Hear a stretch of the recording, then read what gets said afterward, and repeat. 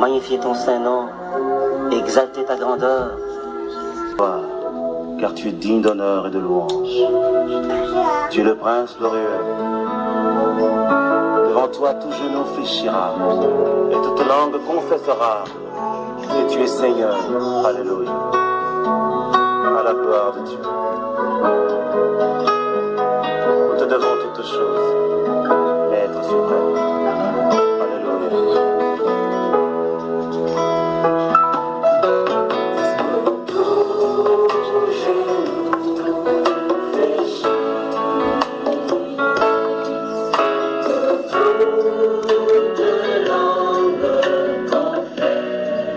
Rendu à sa quatrième partie, les médecins de la sainteté Blouse Blanche pour Jésus se sont réunis tour à tour dans les premières, deuxième et troisième parties pour parler de la chrétienté puis de vaccins. Et rappelez-vous, dans cet enseignement, dans ce groupe, chaque fois nous nous penchons sur les problèmes des maladies qui fâchent, les problèmes modernes des hommes, des sciences, de la médecine qui fâchent, qui rencontrent les difficultés face à la croyance des chrétiens bibliques. Quand est-ce que la médecine va au-delà de ce qui lui a été prescrit comme sa limite charnelle? Quand est-ce que l'esprit intervient? Quand est-ce qu'il se contraire aux Saintes Écritures? Et que devrait faire toute personne donc qui se tient aux Saintes Écritures et ou bien qui croit au Seigneur Jésus-Christ manifesté à la croix, ressuscité pour sa justification?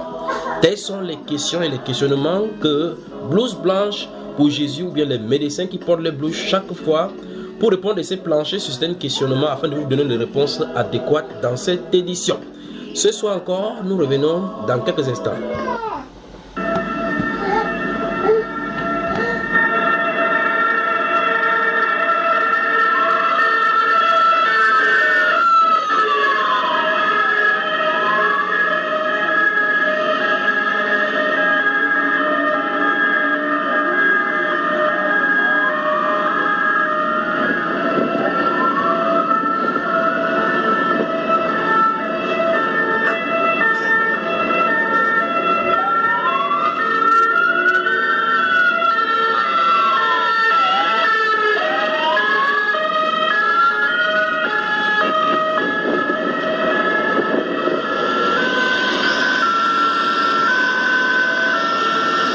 Si vous entendez et que vous entendez cet bruit des sirènes qui passent autour de votre maison, ne vous inquiétez pas, ils sont nombreux qui parcourent ça et là, jour et nuit, 24 sur 24, 7 jours pour 7 pour secourir des vies. Mais ce soir, cette blouse blanche se planche tout autour de ce forum pour partager la quatrième partie de cet enseignement concernant les vaccins. Ils sont là ce soir. Nous commençons une fois n'est pas coutume pour celui-là donc qui pense toujours que les médecins pourraient avoir en exergue un taxi pour pouvoir conduire au point au cas où il y a des situations qui ne vont pas. Le docteur Seri, bonsoir. Bonsoir mes frères, bonsoir. Comment ça va de ce côté-là?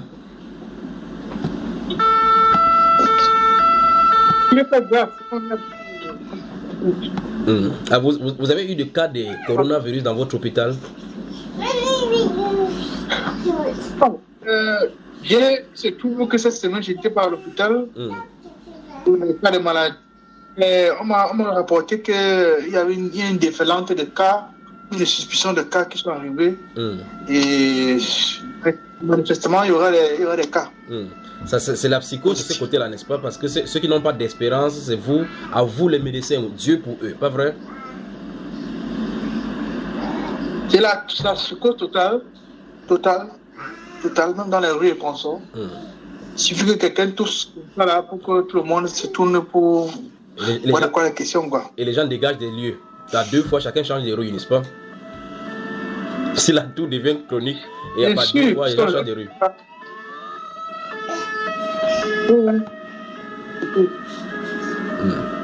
Non loin de toi, nous trouvons un autre médecin, le docteur Yassine, bonsoir. Bonsoir mon frère, bonsoir mes frères et sœurs, que ça vous bénisse. Toujours prêt à répondre aux exigences des frères et sœurs dans le monde entier, aux consultations gratuites, pas vrai?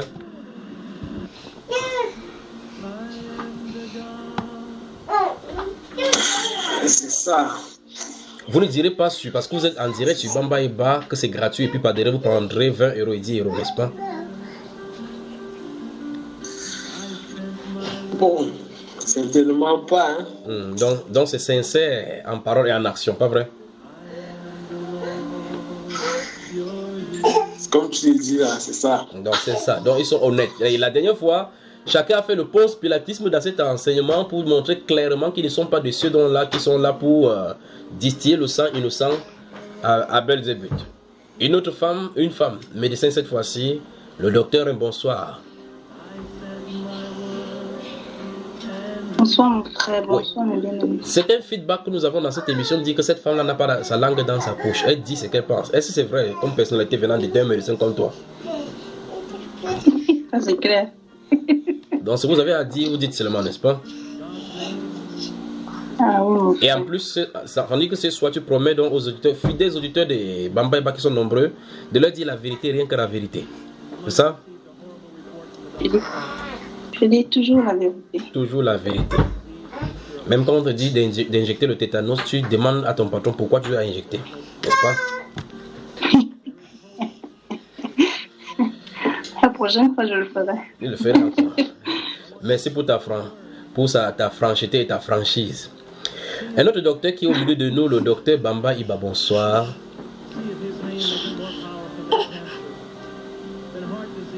Bonsoir mon frère bien-aimé, bonsoir à tous les frères et à toutes les sœurs.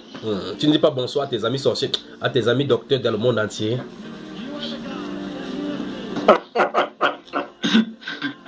Mes amis sorciers.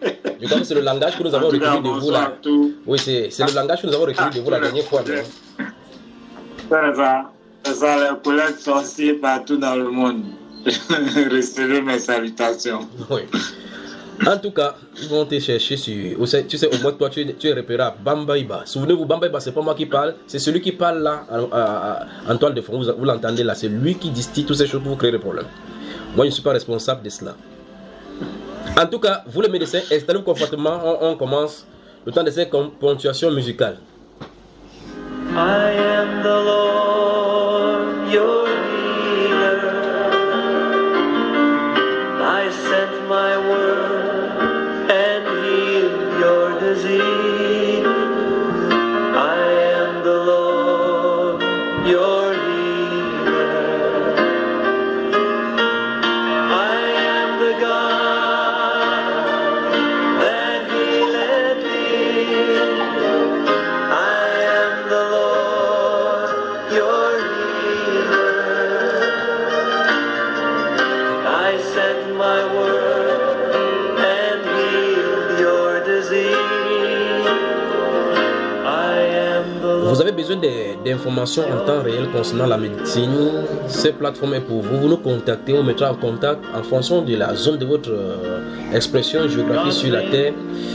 Vous nous écrivez à Junior, c'est JUNHIORS @yahoo.fr. Nous vous mettrons en contact avec les médecins et spécialistes dans cette édition. Souvenez-vous, c'est gratuit. Vous pouvez vous écouter également dans quelques supports que ce soit. Vous voulez nous poser des questions. Vous avez les numéros WhatsApp à l'extérieur, à l'extrémité de chacun de ces enseignements distillés sur Bamba Iba, le site YouTube dans lequel se trouvent les enseignements. C'est le plus 237 qui est l'indicatif du Cameroun, 6 94 01 94 40. Et le plus 237 6 75 87 41 21. Vous recevrez quelqu'un qui vous répondra certainement à votre question. Ou mieux encore, si vous voulez, vous êtes médecin, vous avez amené des contributions ou encore d'apport dans ce forum, contactez-nous, créez votre compte Skype, envoyez à Junior, c'est JUNHIORS avec le chiffre 3 cette fois-ci. Nous vous joindrons dans le forum, vous viendrez édifier les uns et les autres par rapport à tous les sujets médicaux dans lesquels nous épluchons chaque fois. Que le Seigneur vous bénisse de toutes les façons. Est-ce que les médecins sont prêts à ce que nous travaillons maintenant?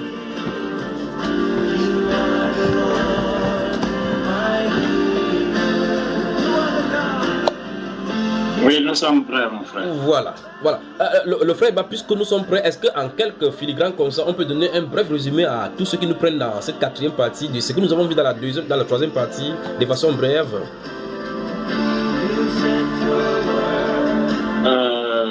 D'accord, je pense que la sœur Anne avait déjà fait un très bon résumé.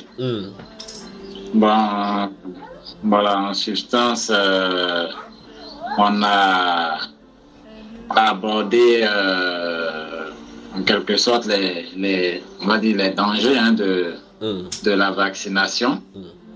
D'accord. Et bon, il y a eu, en tout cas moi particulièrement, ce qui m'a marqué, c'était l'intervention de la sœur Vanessa. Voilà, Vanessa Monté des États-Unis. Et donc, avec les recherches qu'elle avait eu à faire sur les vaccins, donc qui montraient que en dehors de tout ce qu'on pensait jusque-là, enfin, tous les métaux lourds, il y avait aussi des éléments de fœtus que les laboratoires utilisaient donc pour constituer les vaccins. Donc, enfin, en tout cas, on a fait un peu le tour sur les dangers de la vaccination. Et puis, voilà, donc chacun est venu sur cet aspect et pour se prononcer sur voilà, est-ce que, enfin, pour donner des conseils, donner des conseils aux différents, ou du moins s'adresser à différents publics, s'adresser aux médecins, aux collègues médecins, s'adresser à son gouvernement, et puis s'adresser à la population en général sur la conduite à tenir par rapport au vaccin. Merci pour ce résumé, docteur Iba. You know what? There's hope tonight. There is hope because God's promised that He would heal us. I want you to put His word on your lips tonight. Sing His word back to Him. And see if His name isn't more powerful than cancer, than heart disease, or any disease that you can name tonight. Oh yes, He's your healer. Let's sing it to Him. You are the God that healeth me. You are the God that healeth me. Cette quatrième partie sera consacrée au visionnage. Nous distribuerons les vidéos et les spécialistes commenteront et vous entendrez certainement en audio, sous forme audio, ces vidéos que nous allons vous proposer maintenant, dont certains d'entre vous auront certains extraits de ces vidéos-là. Et pour d'autres encore, nous vous donnerons les références afin que vous les trouviez facilement sur des supports, des réseaux sociaux, afin que vous examiniez et puis arriver à tirer votre propre conclusion. La cinquième partie de cet enseignement sera consacrée à la phase biblique des vaccins. Comme nous l'avions annoncé dans la deuxième et la troisième partie, nous verrons l'aspect biblique, la position biblique de ce que Dieu a dit concernant les maladies et concernant la résolution de conflits entre la foi et le vaccin en particulier, puis de la médecine moderne en général. C'est dans un instant.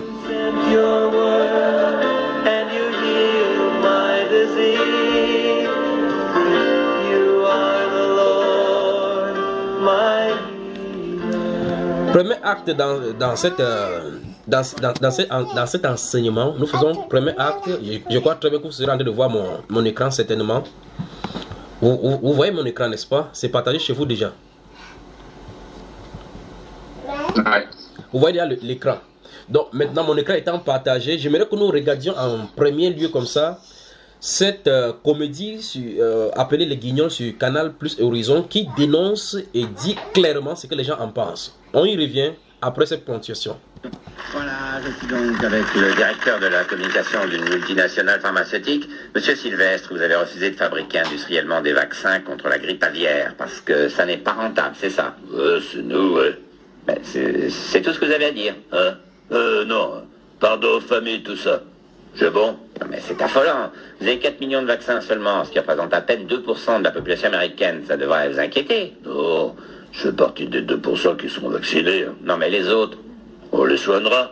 Mais vous allez faire des vaccins alors? Non, on les soignera quand ils seront malades. Pourquoi attendre qu'ils soient malades? Pour leur vendre des médicaments, banane. La première chose que vous trouvez à faire, c'est de vendre des médicaments. Non, la première chose, c'est de doubler les prix des médocs. Mais c'est atroce. Mais c'est la loi du marché. Ne fais pas l'étonner, hein. Nous, on est là pour vendre des médocs. Et pour vendre des médocs, il faut que les gens soient malades. On a un business plan très clair. Hein? pas de vaccin. 2, épidémie mondiale. 3, les médocs arrivent en retard. Mais pourquoi les médicaments arrivent en retard? C'est dans le business plan, pour atteindre des millions de morts. Quoi? Ouais, c'est génial, quand il y a des morts en pagaille, on vend les médocs le prix qu'on veut.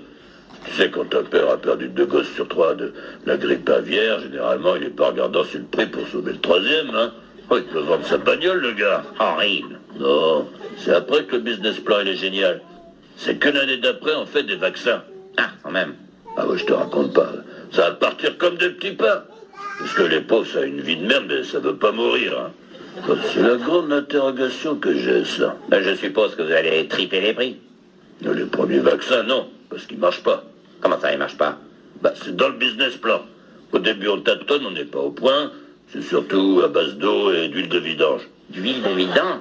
Ouais. General Motors est actionnaire, on a des bidons à pas cher. On est au bout de l'horreur, là. Ouais, mais en année 3, on fait les vrais vaccins, on n'est pas des bêtes, hein. Puis il y aura sûrement une nouvelle maladie d'ici là. Croise les doigts, hein. Tout est sous contrôle, quoi. Bah, on est des pros. Je viens de l'informatique, moi.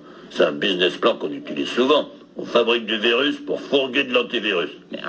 Avec la grippe aviaire, c'est un problème de santé publique. Bon, privé, public, du moment que c'est bien payé. Hein. Non mais, là, vous nous annoncez une catastrophe sanitaire, là. Ah ouais, j'ai pas été aussi optimiste que depuis l'arrivée du sida dans les années 80. En même temps, si les actionnaires sont contents, ça va peut-être réduire le chômage. Ouais, comptez plutôt sur les morts. Hein. Ben, c'est ce que je voulais dire. Hein. La suite. Voilà, la suite, tout de suite. Dr Bamba Iba, cette comédie des Canal Plus Horizon, alors que l'année dont nous parlions, pas cette année, c'est nécessairement, on parlait des grippes aviaires, c'est ça qui battait le plein. Et subitement, la grippe aviaire, on nous a parlé des virus H1N1, vaccins, ceci. À un moment donné, on n'en parle plus. Maintenant, c'est le coronavirus. Qu'est-ce que cette comédie, si vous inspire, vous, en voyant cela?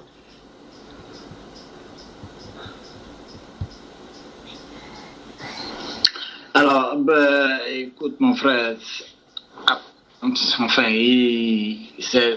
c'est une comédie, certes, mais ça traduit malheureusement la réalité, hein, une triste réalité. Donc, voilà, je ne sais pas si je peux en dire plus, mais voilà, ils sont par derrière, ils montent comme on le disait la dernière fois, c'est-à-dire qu'ils créent des problèmes d'un côté et puis en même temps, ils sont les mêmes qui ont montré nos structures de l'autre côté et ils font semblant d'apporter des solutions, toujours dans l'optique d'avoir plus d'argent. Voilà. Voilà, un peu ça. Voilà. Le docteur Cyril.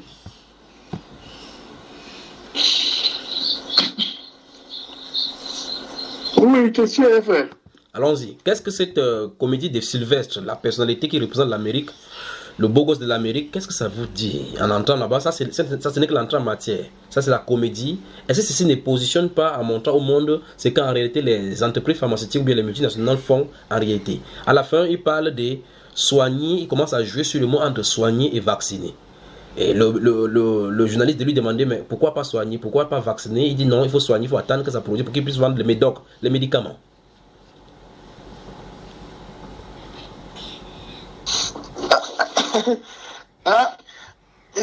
En fait, il vient, bon, bref, il vient confirmer ce qu'on est en train d'élaborer ici comme théorie. En fait, comme ce qu'on fait depuis lors. Oui. Ce sont, en fait, je dis souvent, il m'amuse souvent à dire, à mes collègues même d'ailleurs, que les industries pharmaceutiques sont plus dangereux que l'industrie de fabrication d'armes. Oui. Parce que l'industrie de fabrication d'armes, on sait qu'ils font ça à des mauvais destins. Oui. Alors que l'industrie pharmaceutique fait comme s'ils aidaient les gens. Alors que ce sont des criminels. Oui. Ce sont des criminels. Le terme qu'il a cité, ce sont des criminels. Donc, nous ajoutons aux adjectifs qualificatifs dont vous avez signifié la dernière fois. Vous avez parlé la dernière fois de vos collègues médecins comme étant des sorciers. Aujourd'hui, vous avez ajouté l'adjectif les meurtriers, pas vrai? Un autre médecin qui nous a rejoint ici du côté du pays de froid, elle s'appelle Maurice Camto. Non, pas Maurice Camto, Monica. Monique MK, comme Monique K. Kodia. Bonsoir et bienvenue, installe-toi confortablement. Je crois qu'elle est là, sur mon moniteur ici, il peut la voir. Alors si vous êtes prêts, on prend un deuxième extrait. Cette fois-ci, c'est un extrait de l'émission Envoyé spécial concernant le vaccin. Cette émission-là, vous pouvez la voir également sur le site internet. Ça date du 11 février 2016. Vous pouvez facilement retrouver, si vous nous écoutez sur Bambaïba, vous pouvez aller sur le site de l'Envoyé spécial. Ça, c'est une émission de France 2. Concernant le vaccin, je crois que c'est une émission qui dérange véritablement avec tous ces clics des professionnels qui foutent leur nez dans les métiers nationaux. Et vous allez voir effectivement que dans cette émission, ils foutent effectivement leur nez là où il ne faut pas. Ils touchent du doigt là où il ne faut pas. Et c'est chez eux qu'ils font. C'était le 11 février 2016. Vous pouvez retrouver ça sur YouTube, effectivement. Donc, nous allons prendre un extrait de cela et puis nous allons y revenir. Le temps d'aller à la technique chercher cela.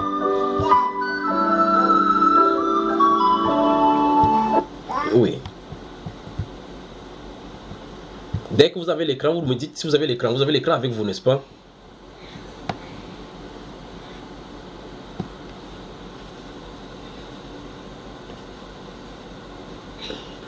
Est-ce que les médecins ont plutôt le gant à leur nez ou bien? Voilà. Voilà. Votre écran est bien positionné, n'est-ce pas? Vous voyez mon écran? Oui, c'est bon. C'est bon. Alors on y va. Tout de suite. Tout de suite.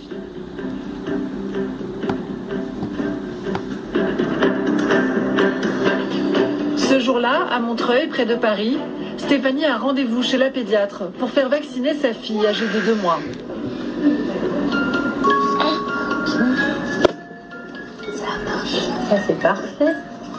Donc on a l'Infant Rixexa qui permet de protéger contre la diphtérie, le tétanos, la polio, la coqueluche, l'hémophilus, l'hépatite B. C'est assez chargé mais c'est bien toléré. Prenez-la bien comme ça avec les bras. En France, faire vacciner son enfant est obligatoire. Il bouge pas. Ça y est, c'est bon. Stéphanie fait confiance à son médecin, mais elle a un peu de mal à s'y retrouver. C'est rien. Par exemple, vous, est-ce que vous savez quels sont les vaccins obligatoires? Non, je crois que c'est BCG, non? Tétanos, et je sais pas trop. Les vaccins obligatoires sont diphtérie, tétanos, polio. Les 3 vaccins seulement sont obligatoires. Or, ce jour-là, la petite fille en a reçu 6 en une seule injection. Les 3 autres ont été rajoutés par le laboratoire sans que Stéphanie ait eu le choix de les acheter ou non. Pendant près de 50 ans, les enfants étaient vaccinés avec le DT polio. Il coûtait 24 € et contenait les 3 vaccins obligatoires. Mais en 2008, il disparaît du marché. Les laboratoires proposent alors un nouveau vaccin contre 4 maladies cette fois, en incluant la coqueluche. Le prix passe à 45 €. En 2014, nouveau changement. Le vaccin proposé contient désormais 5 maladies et inclut certaines méningites. Nouvelle augmentation du prix. En 2015, le vaccin contient en plus l'hépatite B et coûte désormais 120 €. En 7 ans, le prix du seul vaccin pédiatrique disponible a donc été multiplié par 5. On y trouve les 3 vaccins obligatoires, mais aussi 3 autres qui, eux, ne le sont pas. C'est un peu comme si dans nos supermarchés, nous n'avions pas le choix d'acheter nos produits à l'unité et que nous devions forcément les acheter par pack de 6. Exemple, dans cette pharmacie, où tous les jours des clientes cherchent à acheter des vaccins de base sans succès. Mais je voudrais savoir si vous avez ce vaccin. Eh bien non, ce vaccin est en pénurie depuis plus d'1 an en fait. D'accord, et il n'y a pas de possibilité. Alors, que ça... On n'a aucune information. Il n'y a pas vraiment de solution en fait. Il y a énormément de gens qui sont dans cette situation, puisque nous on a un cabinet pédiatre à côté, donc on voit énormément de bébés. Donc c'est une situation qui est un peu dramatique, je trouve. Là, ça commence à poser vraiment de gros problèmes. J'ai cherché dans des dizaines de pharmacies. Et partout, j'ai obtenu la même réponse. Il faut désormais acheter les 6 vaccins. Un surcoût pour la collectivité. Et le problème n'est pas uniquement financier. Parmi ces vaccins, qui nous sont vendus en plus du DT polio, certains suscitent la polémique. Comme par exemple celui de l'hépatite. Non pas C, mais B cette fois. Au siège français de GSK, un des laboratoires qui commercialise ces vaccins à 6 doses, aussi appelés hexavalents, je suis reçue par 2 dirigeants de l'entreprise. Est-ce qu'aujourd'hui, on n'est pas dans une situation de vente forcée pour certains parents? Disons que aujourd'hui, les parents, c'est vrai qu'ils ont un choix limité. Ils ont un choix limité. Je crois que c'est aussi parce que ça répond à un enjeu de santé publique qui est celui de protéger contre l'hépatite B. Il y a quand même un surcoût. Le vaccin hexavalent est plus cher que le vaccin pentavalent. Encore une fois, c'est pas du tout ce qui dit nos choix. C'est pas du tout ce qui dit nos choix. Je préférerais avoir une offre vaccinale complète et globale, afin que chacun, si je puis dire, fasse ses choix en termes de vaccination. Mais ce choix, justement, son laboratoire a apparemment tout fait pour que nous ne l'ayons pas. C'est ce que j'ai découvert sur cette vidéo que je me suis procurée. Elle date de juin 2012. Chef d'entreprise. Jean Stéphane, qui a dirigé la branche vaccin de GSK pendant 23 ans, y prend la parole devant des chefs d'entreprise pour leur expliquer comment il a réussi dans les affaires. Au niveau de GSK, nous avons acheté tous les brevets sur l'hépatite B. C'était la première fois qu'un vaccin était protégé par brevet. Nous avons tous les brevets. Et maintenant, vous les concurrents, si vous voulez venir sur le marché, mais vous allez devoir négocier avec nous.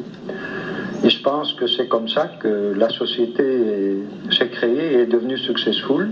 Et puis après, on a développé, si vous voulez, des vaccins combinés, c'est-à-dire on a mis l'hépatite B avec tous d'autres produits qui n'étaient pas protégés par brevet. Et en faisant ça, on rendait évidemment les produits combinés protégés. Mais donc la stratégie, c'est pas plus compliqué que ça. Le laboratoire a donc cherché à créer un monopole. Et il a commercialisé des vaccins multiples parce qu'il les trouvait beaucoup plus rentables. Cette vidéo-là, qu'est-ce que ça vous inspire?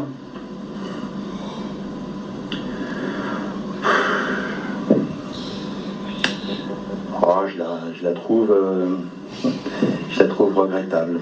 C'est certain que dans l'environnement, des propos de cette nature, vus sur l'angle uniquement économique, posent question, celle que vous soulevez. Je la trouve regrettable en tant que telle, parce que les questions qui sont posées ne sont pas forcément les bonnes, et que ça jette une suspicion de plus sur un modèle économique qui est par ailleurs contesté.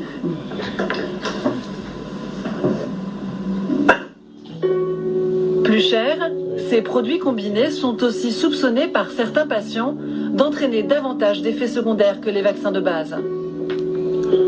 Près de Mâcon, Karine Colombelli en est persuadée. Ce serait juste après avoir été vaccinée que sa petite Lolita aurait commencé à présenter des troubles neurologiques graves. Bonjour Lolita. Bonjour Lolita. Coucou. Ah, tu l'as vu? Regarde. À l'âge de 2 mois, quand on a fait ses examens premier mois, deuxième mois, elle suivait parfaitement du regard, elle avait un très bon tonus. Il me disait que même c'était une petite fille qui évoluait plus vite que les autres, quoi, que vraiment elle était, je dis même elle babillait, enfin d'un coup tout a disparu. Elle est carrément devenue aveugle pour ainsi dire, quoi. Il n'y avait plus du tout de connexion qui se faisait. Ouais. Bonjour Lolita. Ça va? Oui. Oui, tu croises toi. Alors, ça va? Karine est loin d'être la seule dans ce cas. Aujourd'hui, plusieurs familles se sont réunies chez elle avec leur avocat, Maître Hartmann. Tout comme Lolita, le petit Owen, 2 ans, aurait lui aussi développé de graves symptômes juste après la vaccination. Et en fait, il y a vraiment eu, c'est vraiment arrivé 3 jours après la vaccination, quoi. Bon, en fait, non, même pas, c'est arrivé tout de suite, puisque il faisait que de dormir. Donc, oui. Moi, j'ai pensé que c'était la fatigue normale. En fait, il y a eu les effets immédiats, et ensuite, vous l'avez amené à l'hôpital ou chez le médecin 3 jours après.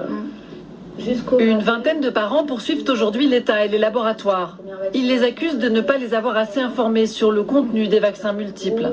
qu'on a fait faire cette vaccination sans qu'on ait aucune information ni de quel vaccin allait être pratiqué auprès de Lolita, puisqu'on a découvert ensuite qu'elle avait été vaccinée avec l'hépatite B par exemple. Et là, effectivement, c'était un choc, quoi. Selon les autorités sanitaires, les vaccins multiples ne présentent pourtant pas plus de risques que les autres. En fait, dans le cadre de la procédure, je mets en cause également l'État. Ah oui, parce qu'on a quand même un problème, c'est que nous, on a fait notre devoir de citoyen, on a vacciné. Voilà. Si on refuse de vacciner, moi, on m'a déjà essayé de me dénoncer de nouveau aux services sociaux pour non-vaccination. Vu l'état de ma fille, il est hors de question que je refasse vacciner, on est bien d'accord. Mais c'est un vrai problème, quoi. Depuis notre tournage, un drame s'est produit. La petite Lolita est décédée. Il y a 6 mois, une pétition a été adressée à Marisol Touraine pour qu'elle donne le choix aux parents entre plusieurs vaccins. Elle a recueilli plus de 700 000 signatures. La ministre vient d'annoncer une grande concertation pour réformer la politique vaccinale dans notre pays.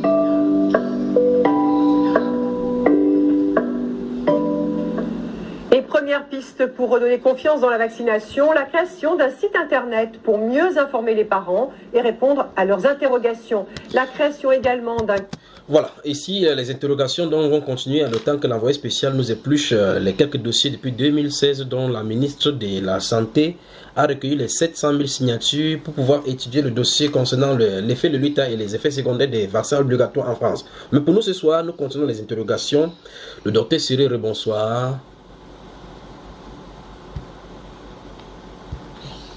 Oui, bonsoir mon frère. Triste sort pour ce qui était réservé pour Lolita, n'est-ce pas?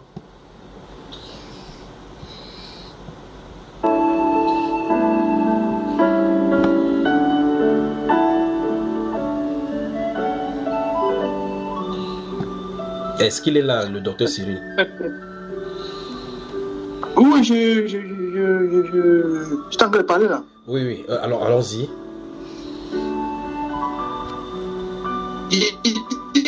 Ça fait de la peine de savoir que la fille a développé beaucoup de symptômes neurologiques. Oui. Et elle a fini par décéder, quoi. Ça fait beaucoup de peine. Oui. C'est beaucoup de peine. Mais qu'est-ce que cette émission d'envoyé spécial vous suggère? Et pour le faire, je pose la problématique de GSK qui dit, et nous avons vu dans cet extrait-là, le journaliste qui fait l'enquête en assistant au séminaire, parce que le séminaire sur le leadership de managérial, le success story des entreprises, effectivement, on le fait, on balance les infos comme ça qui, plus tard, pose problème à l'entreprise. Donc nous voyons l'ex-directeur des GlaxoSmithKline, qui est cette entreprise qui a reçu l'exclusivité des vaccins, c'est-à-dire le brevet des vaccins de l'hépatite B, qui dit clairement en se vantant effectivement que ce modèle économique, ce modèle, cette façon de faire a permis à OGSK de réussir. Et vous avez vu la mine qu'a eu le nouveau directeur parce qu'il était gêné au niveau de la problématique posée par la journaliste, et lui d'essayer de minimiser en disant que lorsqu'on voit sous l'angle économique, on a comme l'impression qu'il y a une situation, un problème, alors qu'effectivement l'entreprise avait pour but justement de réussir ce modèle économique. Est-ce que jusqu'ici ça ne montre pas toujours dans le sens où les gens qui produisent le vaccin, sous réserve qu'on voit encore l'angle dans le destructeur du vaccin, est-ce que ceci ne montre pas qu'en réalité ce qui les importe, ce n'est pas la santé des enfants, la santé de la population, mais la réussite et l'accroissement de leur entreprise? C'est la question posée. Ouais, bon, c'est que j'étais en train de répondre précédemment, hein, après que tu aies posé la première question. Je crois que la journaliste elle-même, elle a montré cette vidéo à ce directeur de la communication à dessein, hein, oui. Et pour lui faire comprendre que voilà ce que ton directeur général a dit. Donc en fait, c'est clair comme l'eau de roche que ce n'est pas pour la santé de qui que ce soit qu'ils prennent achètent des brevets. Ils essaient d'établir des modèles économiques pour fructifier l'entreprise. Quant aux conséquences qui pourraient surgir du fait de la combinaison des vaccins qui eux-mêmes déjà, de façon isolée, sont déjà assez problématiques. Ça, c'est le cas de leurs soucis. Ils n'ont rien à cirer. Et il faut qu'il fait juste semblant d'être gêné parce que je lui pose la question, mais à la vérité, vraiment, qu'est-ce qu'il a dans le fouc, comme on dirait au quartier. Je crois que c'est ce problème, ça. Merci. Docteur Yassine, vous avez la parole. Oui. Ou bien toi également, bonsoir. tu es également gêné par le fait qu'on dénonce ce soir. Pourquoi tu calmes comme le directeur, comme c'est de GSK? Non, bon, en fait, ça fait mal en principe. Hein. Surtout quand c'est un sort qu'on afflige aux enfants, aux bébés, aux gens innocents. Et tout ça, l'État est participant de ces choses. Avant même de parler, je voulais même donner une petite information juste entre parenthèses. Tout de suite là, on disait que le nombre de morts du coronavirus en France est passé de 112 à 562 en moins de 24 heures. Et que le nombre de patients est quitté de 940 à 6000 en une soirée ou en moins de 24 heures. Et le nombre de patients qui ont été pris en soins intensifs était d'environ 1500. Je referme juste la parenthèse. Pour revenir à ce que tu disais, c'est vraiment très triste de voir des enfants subir un pareil sort. Un enfant qui se porte bien important et subitement elle développe des anomalies neurologiques. Ça, c'est pour elle un problème, c'est aussi pour sa mère, parce qu'il faut bien se dire que sa maman devra, ou bien sa famille devra en principe prendre soin d'elle toute une vie. C'est la même morte déjà. Je crois, si j'ai bien suivi, elle est morte. C'est dommage, très dommage. Surtout quand l'homme pense que l'homme se croit intelligent. Tu vois, parce que quand il dit ça, tu vois comment ce monsieur-là parle avec assurance, il parle comme s'il avait fait un exploit, n'est-ce pas, en passant de 3 vaccins à 6 vaccins. Il parle comme un exploit, il parle comme une stratégie. Mais je ne suis pas sûr, je ne suis vraiment pas sûr que si tu lui présentes le nombre de morts que sa stratégie a engendré, il sera capable en tant qu'être humain, qui c'est vraiment père d'enfant, de garder ça comme ça et de pouvoir continuer à dire ce qu'il dit là. Je doute fort. Bon, sauf si il y a plusieurs sortes d'humains sur cette terre. Donc c'est ce que j'aurais à dire. C'est dommage. Oui, déjà dans le cadre de l'une des émissions que nous faisions ici, nous avons vu l'interview de Serge Radet, qui était un pharmacien, qui faisait état de la statistique selon laquelle il y en avait plus de 3,5 milliards de dollars de dommages et intérêts issus de ces problèmes de vaccination du côté de l'Amérique. Et pour les victimes des vaccins contre le cancer du col de l'utérus, la HPV, 85 000 cas ont été recensés du côté des États-Unis, et puis près de 389 décès, ce qui n'est pas rien, avec beaucoup de dizaines de problèmes neurologiques. Donc lorsqu'on regarde déjà ces statistiques-ci, est-ce que ça ne veut pas pousser l'OMS ou bien encore l'État, s'ils avaient de bonnes intentions, à arrêter ces choses-là, cette machin, comme disait le général de Gaulle?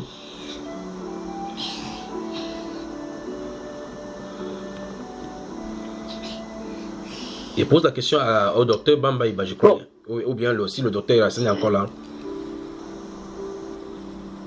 C'est bon, je laisse la parole au docteur Bamba Iba. Je crois qu'il sera mieux nous entretenir sur ce thème. Est-ce qu'avec Abidjan, ça va là-bas? Non, mais oui. Oui, bon. En fait, mon frère, il n'y a pas d'autre mot. Je ne sais pas si vraiment, c'est vraiment la sorcellerie à jour frisant qui est en train d'être pratiquée. C'est pas autre chose.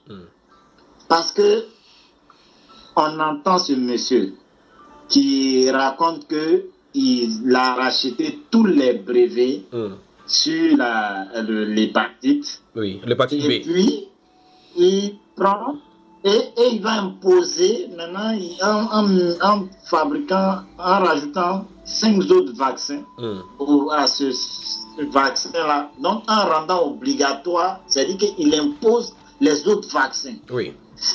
Mais ne jette pas les conséquences, les effets secondaires, tout ce qui va arriver. Et ils ont des soi-disant des sorciers qui sont avec eux, qui disent qu'ils sont des scientifiques, qui viennent, qui leur disent que non, il n'y a pas de risque, machin. Pendant que les parents, les pauvres parents sont là avec leurs enfants, qui deviennent débiles et tout ça, qui doivent gérer toute une vie. Mon frère, ça, c'est pas la sorcellerie, ça. C'est terrible. Franchement. Maintenant, bon, cette histoire d'OMS et tout ça, tout cela ils sont gouvernés par qui? Bonne question. C'est les mêmes gens.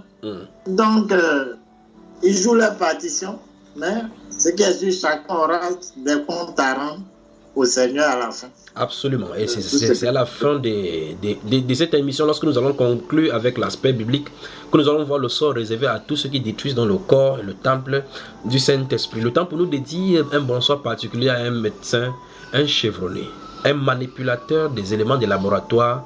J'ai signé le docteur Gaël Temge, pharmacien. Bonsoir et bienvenue. Bonsoir, bienvenue, bonsoir Junior, bonsoir à tous, tous les médecins, les pharmaciens, les autres, pour le Seigneur. Voilà, les autres médecins, tes collègues ont dit que tu les as insultés en tant que médecin, que tu les as appelés sorciers. Comment ça? Il a dit comment un médecin peut appeler son collègue sorcier. Bon, frère Junior, moi je crois que en réalité, dans notre contexte, la sorcellerie c'est quand tu n'arrives pas à expliquer quelque chose. C'est-à-dire quand quelqu'un fait quelque chose que tu cherches l'explication, tu ne trouves pas.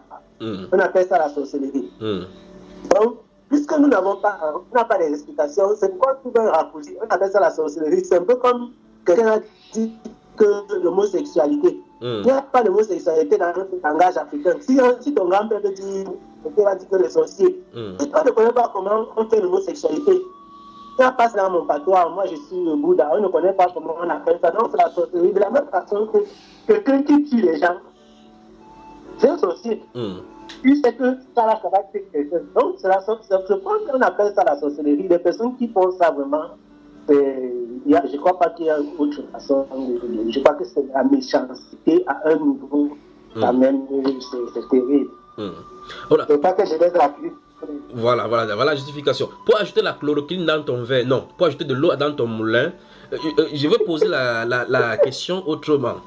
Dans la dernière fois où les deux dernières parties de cet enseignement, nous avions vu, et j'ai cité que sur le site de l'OMS, édition du 5 décembre 2018, l'OMS vantait les 10 prouesses de la vaccination en stipulant qu'en réalité, si on continuait comme ça à cette échelle à vacciner les enfants sur le continent, et particulièrement dans le tiers-monde, on réduirait le nombre de mortalités de plus d'1 million, plus de 2 millions de personnes qui meurent. Et ici, nous sommes en train de voir manifestement qu'en réalité, tout porte à croire que l'OMS ait des connivences avec des grandes multinationales pour faire plutôt la destruction. Qu'est-ce qu'on peut dire au sortir de toutes ces émissions et bien d'autres que nous allons voir ce soir? Est-ce qu'ils sont sincères, tous ceux dont-là, qui sont des grandes personnes de cette monde que nous respectons et qui nous dirigent? Non, je crois qu'ils sont des mèches. On ne peut pas dire avec sincérité que l'OMS soit un organisme à même de juger de son impartialité. C'est-à-dire quelqu'un qui te finance tu ne peux pas juger du travail de quelqu'un qui te finance. C'est l'industrie pharmaceutique qui fait vivre l'OMS. C'est un peu comme si l'Union africaine aujourd'hui commençait à se plaindre de ce qui se passe en Europe, puisqu'on sait que c'est l'Union européenne qui finance l'Union africaine. Donc l'OMS ne peut en aucun cas exposer l'industrie pharmaceutique. Donc, l'OMS, c'est une organisation vassale. L'industrie pharmaceutique est au-dessus de l'OMS. Même comme on présente, on donne l'impression que c'est l'OMS qui dirige. Ça n'a rien à y voir. Les industries imposent leurs lois et l'OMS subit et obéit. Donc, ils font des choses exprès. Il y a tellement d'enjeux économiques et spirituels derrière cette affaire. Ils ne peuvent rien. Ils prennent l'argent l'OMS pour faire l'impôt. Ça, c'est l'industrie qui finance. Donc, l'OMS a un conflit d'intérêts sérieux dedans. Ce qui fait qu'ils sont engagés. Dans la main qui donne, c'est elle qui commande. Naturellement, la main qui donne, c'est celle qui commande. Et l'OMS n'a aucune source de revenus d'argent pour dépenser des milliards sur toute la planète, sur tous les fronts. Il faut bien que ça vienne de quelque part. Donc, celui qui donne l'argent, qui donne la direction à suivre. Si l'industrie décide que, bon, si le vaccin, et dit à l'OMS que tu dois me mettre cette affaire sur le marché, parce que comment l'OMS va fonctionner? Comment les fonctionnaires qui touchent des centaines de millions, qui voyagent en première classe dans le monde entier, partout, comment ils vont vivre sans l'industrie pharmaceutique? Ça n'a aucun sens. C'est-à-dire, ça veut dire que fermer GSK, les entreprises, les multinationales comme GSK, c'est fermer effectivement l'ONU et empêcher l'ONU de fonctionner, l'Organisation mondiale de la santé de fonctionner pour parler du sous-branchement de cet organisme de l'ONU. Effectivement. Effectivement. Voilà. Mon frère, avant de continuer sur ce volet-là, tu es en Italie, n'est-ce pas? Oui. Et le coronavirus fait apparemment plus de dégâts en Italie que dans tout autre coin du monde. Effectivement. Je pose la question à cause de l'entretien que nous avons eu la dernière fois dans la deuxième partie de cette émission avec information comme toi, Serge Radet, qui faisait état du fait que les vaccins qu'on vaccinait sur les enfants, on avait recensé 876 000 cas des effets secondaires. Et qu'il a dit que c'est le deuxième cas des effets secondaires des maladies manifestées en étude en Italie. Et l'agence de la sécurité des médicaments avait recensé les fièvres récurrentes, les comportements anormaux, les troubles neurologiques, avec le corps qui ne puisse pas éliminer l'aluminium facilement, alors qu'avant il utilisait le phosphore. Pourquoi l'Italie est de façon stigmatisée par ces centres? Pourquoi ça devient comme l'épicentre même de ces phénomènes-là chaque fois quand il y a des catastrophes? Qu'est-ce qui se passe en Italie? Vous avez fait quoi contre ces maladies? Ou bien quel est le problème avec vous? Bon. Je crois que le problème peut se retrouver à plusieurs niveaux. Il y a le problème spirituel naturellement, mais il y a aussi le plan humain, c'est-à-dire si on veut parler à la personne des hommes, il y a la gouvernance. Il y a la gouvernance, il y a la politique qui est en Italie, la politique qui est la politique de santé. Je crois qu'il y a un problème. Naturellement, il y a des personnes qui tirent des ficelles en haut et qui font subir cela à ceux qui sont dans le bas plus. Dernièrement, je prenais l'exemple des familles qui sont ici, qui se plaignent. L'imposition. Il y a un grand combat en Italie, même quand j'étais à l'université de Vérone, là, il y a un combat aujourd'hui, il y a quelques personnes qui lèvent la tête, même parmi eux, il y a parmi quelques médecins qui essaient de dire non, nous ne sommes pas pour ces vaccins-là, il y a des problèmes. Mais les lobbies, le lobby pharmaceutique est tellement puissant. On organise des conférences. Moi-même, j'ai vu des conférences. Je suis parti à des conférences où le lobbying, on met tout le monde à l'aise, on essaie d'influencer. C'est ça, on influence les pensées des personnes. C'est-à-dire, on veut vous faire marcher comme des animaux. En fait, je crois que l'Italie a une place centrale dans leur projet. Je ne sais pas exactement à quel niveau est-ce que ça joue, mais l'Italie a une place centrale parce que beaucoup de ces organisations-là aussi, certaines sont présentes ici. Je veux dire, il y a beaucoup de centres de recherche en Italie. Juste ici, je ne sais pas pour quelle raison. Beaucoup de centres de recherche. Mais c'est ici qu'on a les problèmes les plus bizarres. Oui. Jusqu'à présent, personne n'a une explication sérieuse à ce que tu as calculé comme question là pour le frère Junior. Il n'y a aucune explication, même par rapport au problème de coronavirus, personne n'a donné une explication sérieuse. Oui. Parce que l'Italie n'est pas le seul pays où il y a la population vieille. L'Italie n'est pas le pays où le système de santé, où il n'y a pas de matériel. Donc, le problème est ailleurs. Oui. Certains même à penser à une certaine conspiration. Est-ce qu'on n'est pas en train de tuer certaines personnes par derrière dans cette affaire et accuser le coronavirus? Parce que ça devient un peu inquiétant. Que les gens ne peuvent même pas aller à l'hôpital. Parce que c'est bizarre, c'est très bizarre. Okay. Donc, les gens se regardent. Et voilà. En tout cas, une citation attribuée au colonel Muammar Kadhafi dit ici qu'ils créeront eux-mêmes les virus et ils vous vendront les antidotes par la suite, faisant semblant de prendre leur temps pour trouver la solution alors qu'ils l'ont déjà. Que dites-vous de cela? C'est vrai. C'est vrai et c'est le cas. Je crois qu'on ne peut pas avoir un virus. Je crois que savait que si la science est véritablement celle que nous avons vue à l'école, on ne peut pas se retrouver avec un virus dont le génome est connu. Parce que moi, j'ai fait la biologie hier. On a le génome est connu, tel qu'on dit, et tout porte à croire que la forme sauvage a été patent, comment on dit en anglais, on appelle ça comment? Breveté, la forme sauvage du virus. Et qu'aujourd'hui on se retrouve avec 2 souches. Non, je crois qu'il y a quelque chose quand même de bizarre dans cette histoire. Il y a trop d'incohérences qui fait que l'élite mondiale ne peut pas nous expliquer cette histoire. Juste comme ça de nulle part. Il y a trop d'incohérences.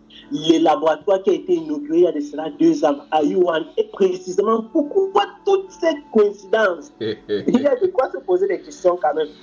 Et il y a trop de coïncidences. Et un chercheur de laboratoire avait dit qu'il n'y a pas de génération spontanée.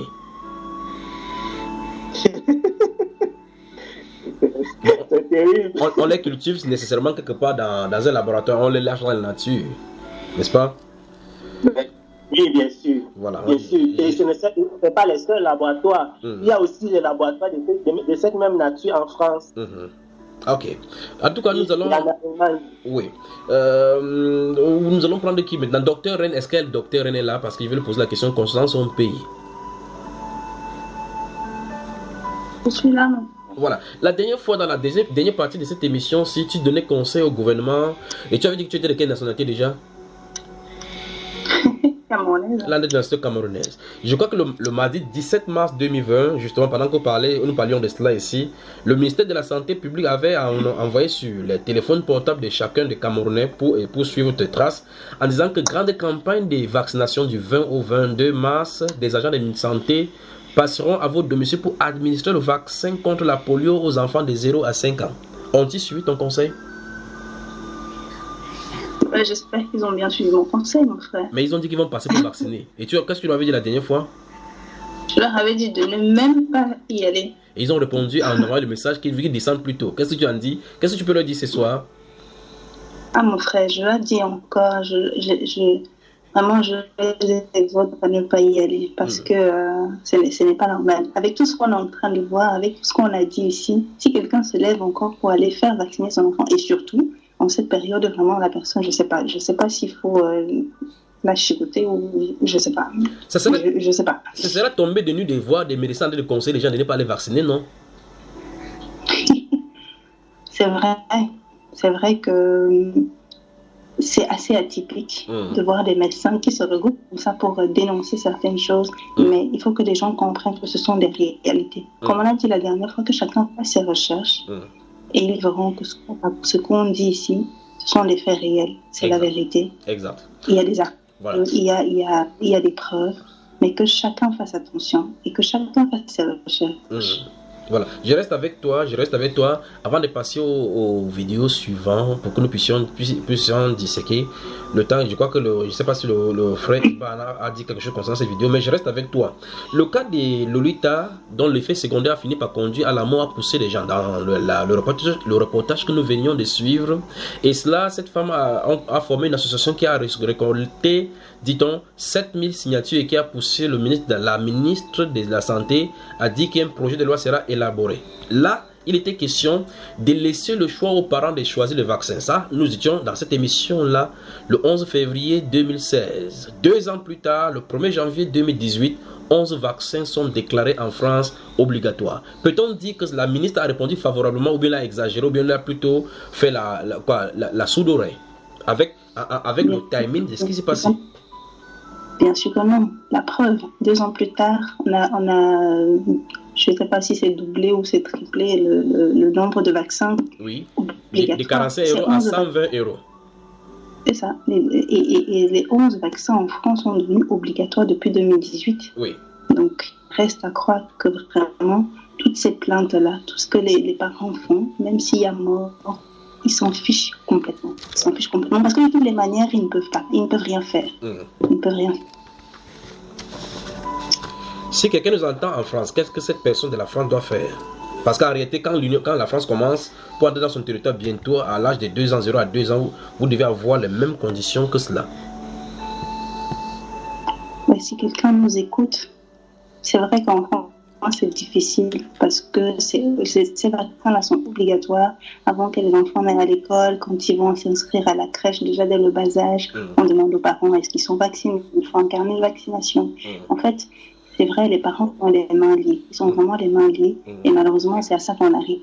Et donc, il faudrait vraiment que les gens se retournent vers le Seigneur et de prendre des décisions assez radicales de ne pas pouvoir vacciner, quitte à aller même en prison pour ça. Il faudrait que on en assume les conséquences. Donc, parce qu'on voit comment ces gens-là finissent. Donc, et la pétrolier, elle est décédée, finalement. Donc, voilà. Et ça ne fout rien à personne. Et donc, tu attires l'attention des parents maintenant de se rebeller contre l'État, c'est ça? En masse, comme ça, ils n'auront plus de place en prison. Et par conséquent, ils vont se fatiguer et ils vont changer cela. C'est ça? Je ne pense pas que ça va changer grand-chose. Mais je pense que par parents, singulièrement, ça aidera à faire en sorte que même s'ils vont en prison, ça fait rien. Au moins, les enfants seront en vie. Et voilà. Je ne dis pas qu'il faut se révéler, mais il faut quand même faire quelque chose. Ok. Merci, ma soeur. Le docteur Bambaïba, est-ce qu'il a dit quelque chose concernant cet état, cet effet? C'est avant que nous passions aux vidéos suivantes.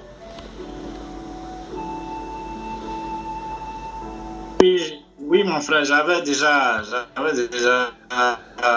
parlé. Hein. Ok, tu étais le premier de la classe. Donc, nous prenons la prochaine vidéo. Si vous voyez mon écran déjà, vous me dites comme ça, on projette la prochaine vidéo. Vous voyez? Oui, on voit. La prochaine vidéo concerne la vaccination et les vérités qui sont indésirables, telles que dites, vous pouvez le retrouver sur YouTube. On écoute. Michel Georget, vous êtes professeur de biologie.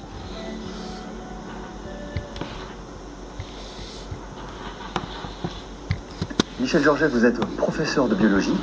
Vous avez... Je suis en retraite. Honoraire. Voilà, exactement. Vous avez quand même quelques compétences. Vous avez beaucoup travaillé sur les vaccins, justement. Est-ce que vous pouvez nous expliquer comment fonctionne un vaccin? Oh, c'est relativement simple. Le vaccin est destiné à faire produire au système immunitaire une première réponse avec un pathogène atténué, voire inactivé. Un pathogène, c'est quoi? C'est un microbe, un virus, une bactérie, de façon à faire développer au système immunitaire une première réaction avec donc des éléments atténués ou inactivés, de façon à ce que cette réponse immunitaire qu'il développe le protège le jour où il rencontrera le même pathogène, le même microbe, mais sauvage, c'est-à-dire non inactivé. Par exemple, quand on se blesse, on fait tout de suite une sérologie... Ah, ça c'est la même chose. Est-ce que c'est la même chose? Non, c'est pas la même chose, justement. C'est pas la même chose. Non, si vous êtes blessé et que vous avez peur de contracter le tétanos, oui. Si on vous fait une sérologie, c'est une injection de sérum antitétanique qui contient certes des anticorps, mais ce n'est pas vous qui les avez fabriqués. Ce sont des anticorps qui sont préalablement présents dans l'ampoule et qui seront éliminés dans les semaines qui suivent cette injection. Donc là, ça, c'est la sérothérapie, ce n'est pas la vaccination. C'est pas la même chose. Actuellement, quels sont les vaccins obligatoires? Eh bien, légalement obligatoires, c'est-à-dire pour lesquels une loi a été votée et les décrets d'application exprimés, eh bien, il y a 3 vaccins obligatoires contre diphtérie, tétanos et polio. Malheureusement, ce vaccin n'est plus disponible sur le marché. Lui, la fabrication a été arrêtée sous le faux prétexte qu'il provoquait davantage d'allergies, alors qu'ils ont été utilisés pendant des décennies sans aucun problème apparemment. Et donc, qu'est-ce qu'on a rajouté à ces... Alors, on ajoute, dans un premier temps, on a ajouté une 4e valence qui est la coqueluche, puis une 5e qui est l'hémophilus, c'est-à-dire une bactérie qui peut provoquer des méningites ou des atteintes de l'oreille chez les nourrissons, et puis une 6e valence qui est l'hépatite B. Mais ces 3 dernières valences, coqueluche, hémophilus, hépatite B, ne sont pas obligatoires. Mais elles sont associées aux 3 obligatoires dans des vaccins qu'on appelle hexavalents, c'est-à-dire à 6 valences. Et à votre sens, pourquoi ça a été... Quelle est la stratégie? Vous pensez que c'est la stratégie, je pense que c'est une stratégie financière, parce que le vaccin DTP, bon, je n'ai plus en tête le coût du vaccin, mais c'était, comme on dit vulgairement, 3 francs 6 sous, et alors que les vaccins hexavalents sont beaucoup plus chers, je crois, de mémoire, je crois que c'est 7 fois plus cher. Mais alors, il y a eu entre-temps des vaccins tétravalents, ou pentavalents, qui ne contenaient pas l'hépatite B ou qui ne contenaient pas l'hémophilus, mais qui contenaient la coqueluche. mais ces vaccins ne sont plus disponibles sur le marché. Ce qui fait que les familles sont pratiquement obligées, s'ils veulent faire vacciner leurs enfants, de prendre le vaccin hexavalent. Mais ils vont reproduire, ils vont refabriquer ces vaccins parce que techniquement, il ne semble pas qu'ils en aient l'intention. Ah, donc c'est très... Oui, parce que refaire une chaîne de fabrication leur coûterait très cher et les obligerait à vendre un vaccin qui ne serait pas rentable. Ça pose la question du calendrier vaccinal. C'est-à-dire à quel moment il est nécessaire de faire vacciner son enfant et est-ce qu'on n'a pas une charge trop importante de vaccins chez un... C'est sûr qu'il y a une charge énorme de vaccins. J'ai fait le calcul, là, il y a quelques jours d'ailleurs, sur le nombre d'antigènes, c'est-à-dire d'éléments étrangers contre lesquels le système immunitaire doit réagir. Quand vous faites, alors je crois que c'est à 2 mois, 3 mois et 11 mois, 3 séries d'injections qui contiennent ce qu'on appelle le DTCAP, c'est-à-dire diphtérie, tétanos, coqueluche acellulaire, polio, auquel on ajoute l'hémophilus, l'hépatite B, et auquel on ajoute aussi, dans une autre injection, les vaccins contre les pneumocoques, qui sont responsables. Michel Georget, vous êtes...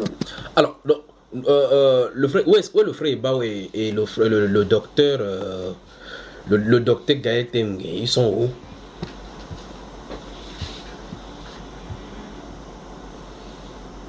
On prend qui là? Oui. Une fois de plus, voici un docteur qui soutient le vaccin dans cette émission des mots, M-A-U-X, et des mots, M-O-T. Dans l'émission, dit clairement, en citant effectivement cela, il dit que les vaccins hexavalents ont été imposés parce qu'il ne veut plus faire le tétravalent, pentavalent, bivalent même, parce que ça leur coûte trop cher et ça ne sera pas rentable. Une fois de plus, le problème économique surgit avec ces vaccins-ci. Qu'est-ce que tu en penses? Comme toujours, frère Junior, comme toujours, le problème économique, ça remporte la santé. Malheureusement, c'est pas. Et l'industrie n'a pas pour but de perdre. Elle veut se faire le maximum. Quand j'ai vu, je dis, quand je suis entré dans une industrie pour la première fois et que j'ai vu comment les managers de l'industrie pharmaceutique, le discours qu'on tient. J'ai mis les mains sur la tête. Dis-nous, qu'as-tu entendu? Je dis que les gars font comme pique dans les boutiques. Ils ont place des bars. Cette année, on doit vendre tel montant. Je dis, c'est incroyable. On ne fait même pas allusion à la santé. Combien de patients. Est-ce que vous avez eu. On ne fait même pas allusion. Je dis, c'est le commerce pur. Quand tu entres je dis, à un niveau, tu te poses la question de savoir est-ce que c'est vraiment cette affaire-là ici. Non, c'est incroyable. Oui. Pourquoi on fait tout? S'il y a une façon de réduire le prix, et même si ça va impacter sur la qualité, on va le faire. Donc, réduire le prix de production et augmenter le prix de vente. Quand je dis réduire le prix, ce n'est pas le prix sur le marché, c'est le coût de production. Voilà. S'il y a une façon de réduire le coût de production, même si ça va impacter sur la qualité, ils vont le faire. En vous maintenant, même à l'extérieur, non, c'est quelque chose de... Ils le font exprès, ils le font à dessein avec la complicité des gouvernants. Encore une fois de plus. Voilà. Oui, et toi, étant dans cette conférence-là, n'as-tu pas crié au scandale ou bien leur posé la question pourquoi ils ne pensent pas au bien-être de la population? Junior, je n'étais même pas invité. C'est déjà, en fait, c'était là le départ. J'ai fait un stage dans une entreprise et donc j'étais dans le département d'affaires réglementaires.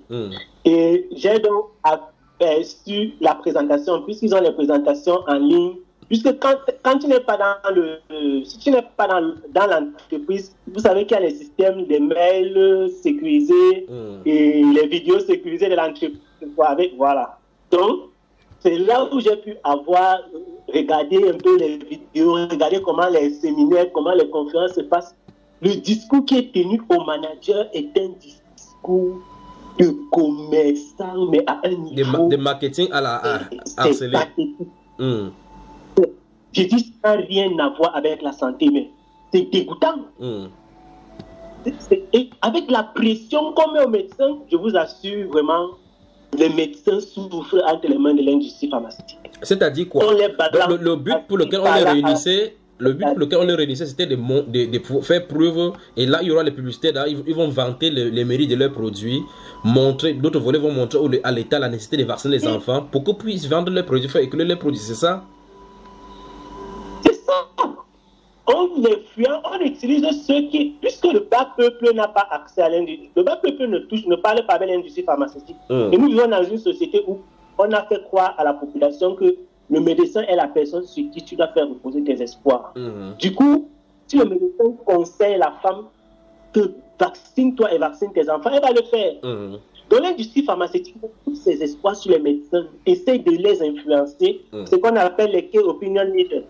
Puisque même dans les groupes de médecins et tout ça, il y a ceux qui ont eu la dominance.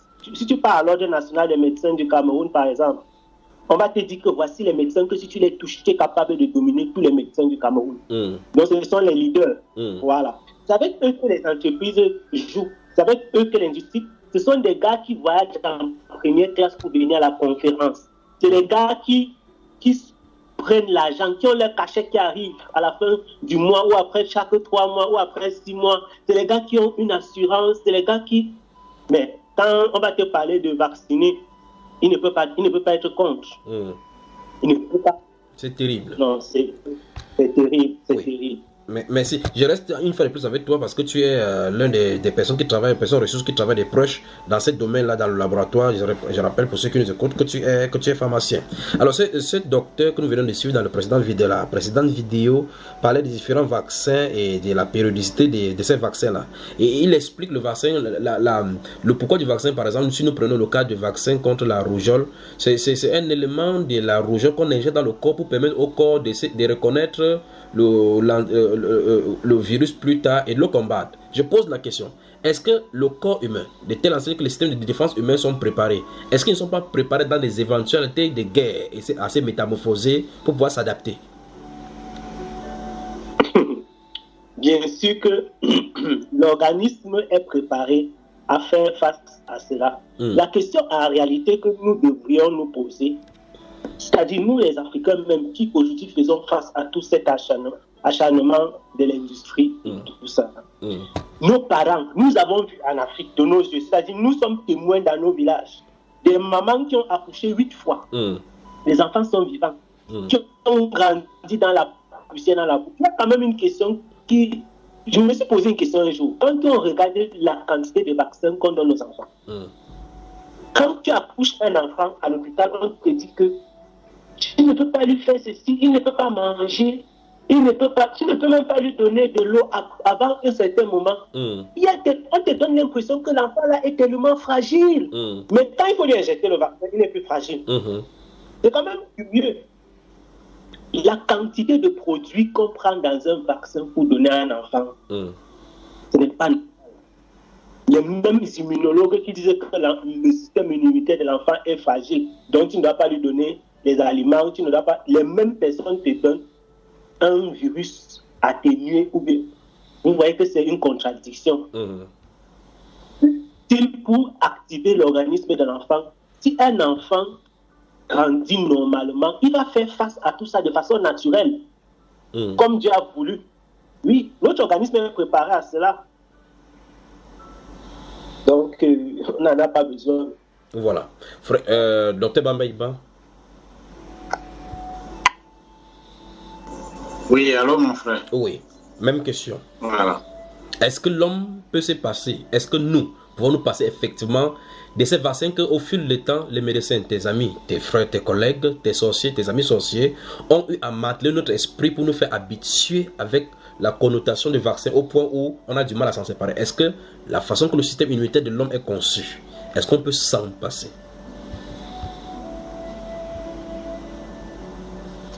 Non, mon frère, ça là, c'est même pas une question à poser. Le concepteur même de l'organisme humain, c'est le Seigneur Jésus-Christ de Nazareth. Il a fait, et la Bible dit que tout ce qu'il a fait est bon. Donc forcément, il a conçu le système immunitaire de sorte que bien évidemment, l'organisme humain puisse se défendre aussitôt. Regardez, quand l'enfant naît, quand il sort du ventre de sa mère, normalement, il est vieil. C'est-à-dire qu'il est sans microbes. Dès qu'il sort, à la première bouffée d'oxygène qu'il va respirer, quand les poumons se déploient, c'est comme ça. Quand les poumons se déploient, puisqu'il était dans l'eau, quand les poumons se déploient, il crie. C'est pour ça qu'il crie, parce que ça fait mal, la première respiration. Mais dès cet instant, il commence à être colonisé par les microbes. C'est pour ça qu'on demande à la maman ou au personnel, en tout cas, qui assiste la femme pendant l'accouchement, de mettre l'enfant aussitôt sur le sein de sa maman, pour que dans les 30 minutes à 1 heure, là, de le mettre aussitôt sur le sein de sa maman pour qu'il reçoive ce premier lait jaune qui contient les anticorps que sa maman a, c'est-à-dire toutes les maladies qu'elle a eu à faire, tout ça, elle a les anticorps, tout ça, ça passe dedans, déjà pour le protéger, pour le vacciner. Maintenant, il poursuit l'allaitement, il reçoit toujours les anticorps, donc qui le protègent encore davantage. Donc jusqu'à l'âge de 6 mois pour qu'il soit relativement plus autonome maintenant pour commencer à manger la nourriture, les autres nourritures, la bouillie et tout ça. Maintenant, continuant l'allaitement jusqu'à l'âge de 2 ans. Tout ça pour qu'il continue de recevoir les anticorps. Et les anticorps sont des cellules vivantes que tu ne vas pas retrouver dans les autres aliments, dans le lait artificiel et tout ça. Donc c'est comme ça qu'il est protégé. Et pendant ce temps, son système immunitaire continue, se défend, et puis il fait ses armes. Donc, en principe, il n'a pas besoin de vaccination en réalité. Donc, le corps humain est capable, d'après son concepteur, de faire face à un ennemi invisible et se réorganiser pour pouvoir se protéger contre les éventuelles agressions des ennemis inconnus. Tout à fait, tout à fait. Mais pendant qu'il n'est pas encore vraiment capable, il reçoit les anticorps du sein de sa maman. Oui. Tu vois? Donc, si on respecte vraiment ce que le Seigneur dit, comment il faut nourrir l'enfant et tout ça, normalement, on n'a pas de problème. C'est parce que l'homme, lui-même, il va chercher des détours. Il s'en va prendre manger des bœufs pour donner à son enfant. Donc, finalement, il a des problèmes. Donc, c'est ça. Maintenant, ces vaccins, ces gens, ils ne sont pas sérieux. Regardez, il y a un gars, un monsieur, un grand médecin, chirurgien britannique, qui se nomme Andrew Wakefield, donc qui dans les années 89, il avait publié une étude dans une revue scientifique prestigieuse qu'on appelle The Lancet. C'est l'une des plus grandes revues de médecine au monde. Et il a montré le lien entre la vaccination donc au ROR, donc au rougeole, l'oreillon, rubéole, et puis les crises d'autisme que les enfants faisaient. Donc, et l'autisme. Donc, il a fait ce lien-là. Et puis, par derrière, après, d'autres viennent dire que non. En fait, c'était sa méthodologie était nulle. C'est impossible que le gars puisse publier dans The Lancet sans une méthodologie solide. C'est pas possible. Tu vois? Mais les sorciers, par derrière, vont venir pour détruire tout ce que... Mais c'est ça le problème. C'est-à-dire que ces scientifiques-là, c'est eux le problème. C'est eux, parce qu'ils sont achetés par l'industrie pharmaceutique, vont venir par derrière pour dire que non, c'est faux, ce sont des histoires, il avait des intérêts, machin, des commerciaux et tout ça derrière. Et puis, bon, voilà, ils vont réussir à emballer les gouvernements, les gens qui eux-mêmes sont soudoyés par derrière aussi, par ces grandes firmes pharmaceutiques. C'est ça le problème. Ça. Ouf. On entend des choses là. Docteur Yassine.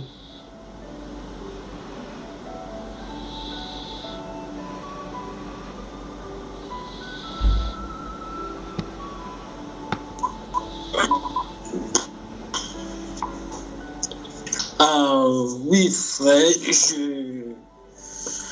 Oui. Le frère vient de dire que quel qu'en soit ce que les docteurs vont faire, quand quelqu'un découvre quelque chose qui va dans le sens d'améliorer la condition humaine sans qu'on ne dépense de l'argent des industries pharmaceutiques, les autres scientifiques seront soudoyés pour pouvoir balayer dans le revers de la main les découvertes de ceux-là. Est-ce que tu es d'accord?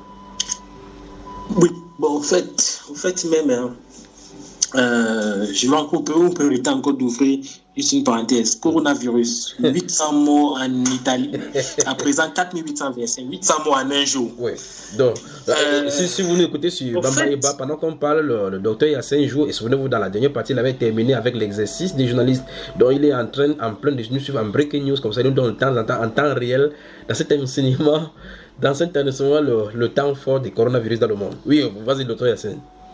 Au fait, pourquoi je le fais même? C'est juste parce que ça rejoint ce dont on est en train de parler, où d'ici 3-4 ans, on va aussi sortir un vaccin pour dire, par exemple, comme l'influenza, par exemple, que vous connaissez tous, on dit généralement les personnes qui sont fragiles, ils doivent se vacciner contre l'influenza. Oui.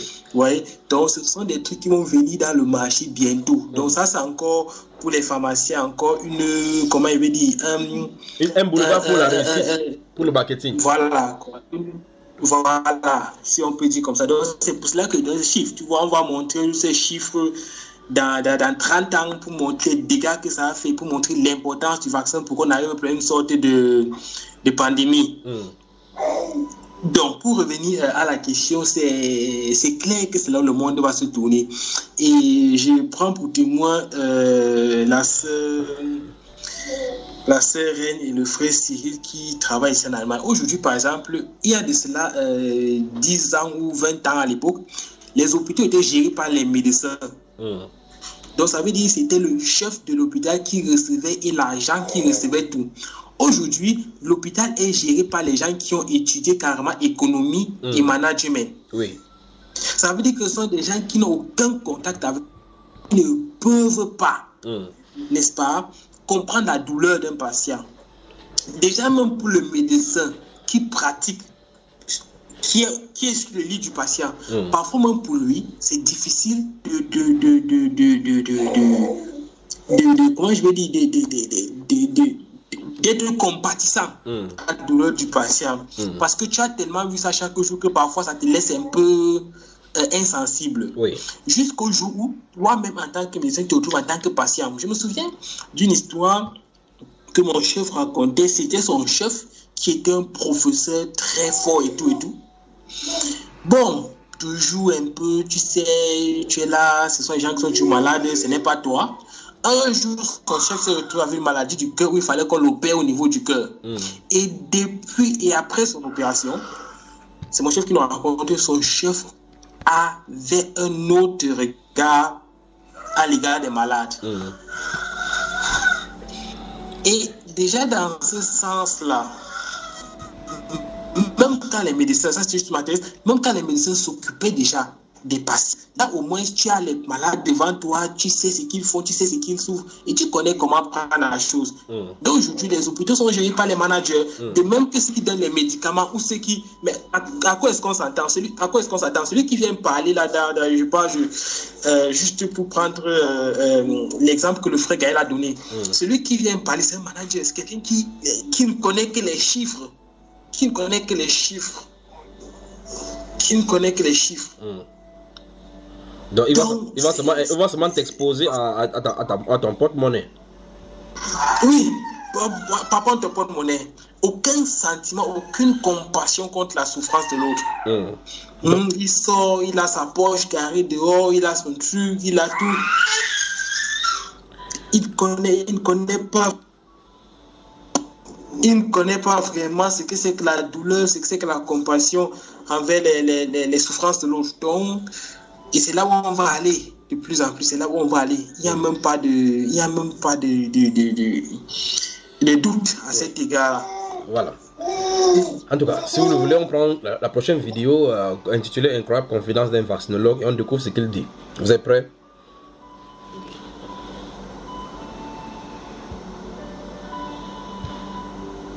On y va. élément essentiel du vaccin. Alors, il y a donc d'une part les bactéries qui vont servir à produire les vaccins bactériens, les virus, et un point important, pour ce qui est en particulier des virus, ce sont des cellules eucaryotes, c'est-à-dire que les vaccins sont produits sur des cellules.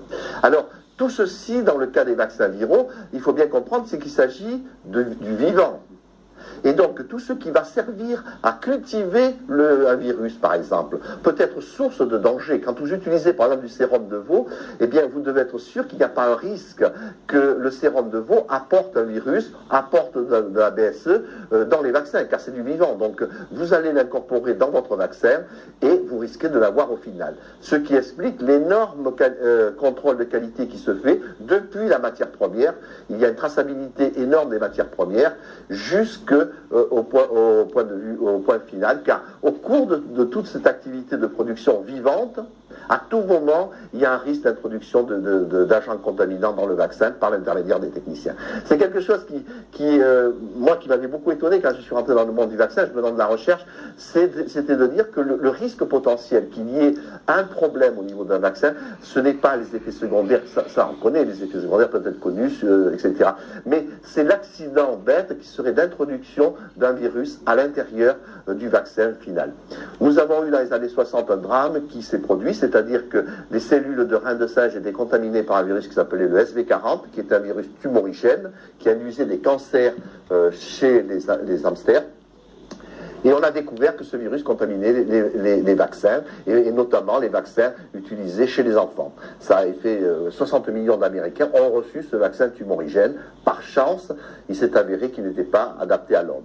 Mais ça avait été une grande crainte, et depuis cette date-là, 60, c'est l'obsession permanente qu'ont les industriels qu'une catastrophe identique puisse arriver. Ça s'est reproduit, ça se reproduira, des agents contaminants. Très récemment, on a découvert dans le vaccin rotavirus de JSK, un circovirus d'origine porcin. Par chance, encore une fois, ce circovirus n'était pas pathogène par l'homme, il avait été apporté par une matière première, en l'occurrence la trypsine. Donc vous voyez que lorsqu'on parle de vaccin, il ne faut pas seulement parler du principe actif. Quand on dit vaccin rougeole, bien sûr, c'est le virus de la rougeole qui est important, mais il faut penser tout ce qu'il y a autour, le sérum qui a servi à produire, la trypsine qui a servi à découper les cellules, ou encore la cellule qui elle-même, d'origine aviaire, peut apporter quelque chose imprévu. Dans le cas des vaccins aviaires, il y a eu le problème avec la fièvre jaune qui était contaminée avec un virus de la leucose aviaire. Ça a été également un drame. Par chance, encore une fois, 400 millions de personnes ont reçu ce virus de la leucose aviaire vivant, qui s'est multiplié chez l'homme, mais par chance, il n'était pas pathogène.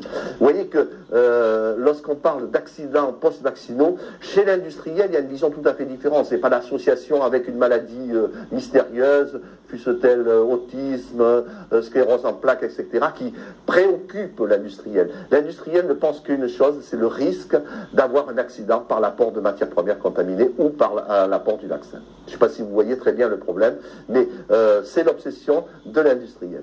Suivant. Et puis il y a également des cellules hétéroploïdes. Alors la cellule hétéroploïde a été une étape essentielle, mais pose encore énormément de questions. Ça aussi, c'est une réflexion qu'il faut avoir. Par exemple, la cellule MDCK. La cellule MDCK voudrait être utilisée pour la production du vaccin contre la grippe. C'est un excellent support de production du vaccin contre la grippe, mais elle est tumorigène. Et le grand débat philosophique qu'il y a, peut-on utiliser une cellule tumorigène pour faire un vaccin destiné à des enfants ? Je peux vous dire qu'au niveau des autorités, c'est une énorme discussion, au niveau de l'industriel aussi. Certains disent les quantités d'informations génétiques, c'est-à-dire d'ADN, étant extrêmement faibles, il n'y a aucun risque. Certains disent oui, mais attention, on vaccine des enfants à 5 ans, à 1 an, et dans 50 ans, qu'est-ce qui va se passer, quoi. Donc, avant d'accepter une cellule comme ça, le débat est très ouvert. C'est actuellement ce qui se passe aux États-Unis avec le vaccin de la grippe produit sur MDCK par la société Novartis. Le débat, je peux vous dire, au niveau de la FDA, reste très élevé parce que c'est moralement un problème très important. Que vous vaccinez une personne de 75 ans, le risque est très très faible, mais quand vous vaccinez des enfants, vous posez aussi des questions sur le long terme. Ouais, j'ai rien contre, je ne veux pas dire qu'il faut éliminer avec le vaccin les personnes de plus de 75 ans, quoi. Bien plus. Alors, l'étape suivante, c'est l'inactivation. Donc, je reviens au concept de départ. des vaccins vivants atténués, ça on n'en parle plus, c'est par exemple la rougeole, les oreillons, la rubéole, la fièvre jaune, etc. Vous les connaissez bien. Et puis les vaccins inactivés. Dans ce cas-là, il y a une étape essentielle, cruciale, l'inactivation. Alors là également, je vais vous raconter une petite anecdote qui était quand même pas anecdotique du tout, mais enfin. C'est en 1955, lorsque le premier vaccin contre la polio a été mis au point par Jonas Salk. Vous connaissez tous le vaccin Jonas Salk, c'est l'IPV, quoi. Hein. C'était une énorme révolution. C'était le premier vaccin qui était produit sur des cultures de cellules. Il était produit sur des cellules de reines de singe. Ça avait été une histoire extraordinaire. Vous savez que le jour où Jonas Salk a annoncé ce succès, toutes les cloches des États-Unis se sont mises à sonner. Ça a été un jour de liesse plus important que la fin de la guerre, quoi. Et donc ce vaccin très, très important, malheureusement il y a eu un drame qui a suivi quelques temps après, un vaccin produit par les laboratoires Cutter était mal inactivé. Et il y a eu plus de 270 enfants qui ont contracté la polio, dont plusieurs sont décédés. Vous voyez que des fois on a des sueurs froides quand on fait de la production. Le vaccin mal inactivé, Cutter, ils ont disparu, quoi. Si quelqu'un, ça arrive, si demain un vaccin rage est mal inactivé, Sanofi, ils s'en vont, quoi. Ah ben attendez. Attendez, ouais, non, vous savez, ça c'est arrivé pour le vaccin rage. C'est arrivé au Brésil, où il y a eu plusieurs dizaines de personnes qui sont mortes de rage. Hein. Alors, petite histoire. Concernant la fièvre jaune, c'est assez intéressant parce que ce qui s'est passé, c'est que pendant la guerre, l'armée américaine avait décidé de vacciner tous ses soldats qui partaient, ainsi que les Anglais. Les Français, non, mais j'y dépends beaucoup, c'est pour ça. Donc, on a vacciné tous, et malheureusement, il y a eu une dramatique épidémie d'hépatite B. Et il y a eu 28 000 cas d'hépatite B suite à la vaccination contre la fièvre jaune. Et c'était incroyable parce qu'il y avait des sous-marins dans lesquels il y avait une épidémie d'hépatite B, etc. Ben, ça ne se déclarait pas évidemment tout de suite. Et parmi les gens qui ont été vaccinés, il y en a eu un qui était très fameux, c'était Churchill. Churchill a été vacciné avec un vaccin fièvre jaune contaminé par l'hépatite B. Alors, son biographe disait que vu l'état du foie de Churchill, c'est un miracle que la guerre n'a pas basculé, il a pris une hépatite inapparente. Enfin, la guerre aurait pu changer là, vous voyez que les vaccins peuvent avoir des conséquences sur l'avenir du monde. Maintenant, rapidement, pour finir, je veux dire, comment faire un vaccin? Alors, c'est ça qui est très intéressant, parce que comment faire un vaccin, c'est qu'on ne sait pas le faire. Donc, surtout qu'à la télé, ça va passer partout, ça. Non, mais vous allez diffuser, comme ça tout le monde va savoir que j'ai ça au année, non? Bon, comment faire un vaccin? Alors, c'est ça qui est le plus intéressant, c'est qu'il n'y a pas de recette. Chaque fois qu'il y a un virus nouveau qui arrive, c'est un problème. Comment développer un nouveau vaccin? Le meilleur exemple, c'est le VIH. Quand le VIH est arrivé, en 2004, Robert Gallo et toute l'équipe américaine avaient dit « On a le virus, dans 2 ans, dans le vaccin, banal, on va cloner l'AGP 120 et puis on va faire un vaccin. » 30 ans après, il n'y a pas de vaccin. Et c'est ça qui est assez intéressant, c'est il n'y a pas de solution miracle pour produire un vaccin. On ne sait pas vraiment comment. Historiquement, c'est qu'un vaccin qui ne marche pas dès le début, on n'arrive pas à le faire marcher par la suite. On a par exemple le paludisme, ça fait X années, l'herpès, les premiers vaccins herpès qui avaient été faits dans les années 60, l'herpès ça ne marche toujours pas. Je ne vous parle pas de la syphilis, etc. Mais ce qui est assez étonnant, c'est que lorsqu'on bute sur un vaccin, on a extrêmement du mal à récupérer la suite. Et ce qui est intéressant, c'est que généralement les vaccins marchent très facilement au premier coup, comme l'hépatite B. L'hépatite B, c'est assez extraordinaire. Vous voyez, un petit fragment de protéines qui vous protège un organisme comme le foie, quoi. C'est quand même assez extraordinaire. Eh bien, là, l'hépatite B, ça a marché au premier coup et ça a marché très facilement. Donc, ce qui est assez étonnant dans l'histoire des vaccins, c'est que généralement, quand on lance un vaccin, ça marche très vite. L'hépatite A, etc. Si ça ne marche pas, c'est dur, ça devient dur.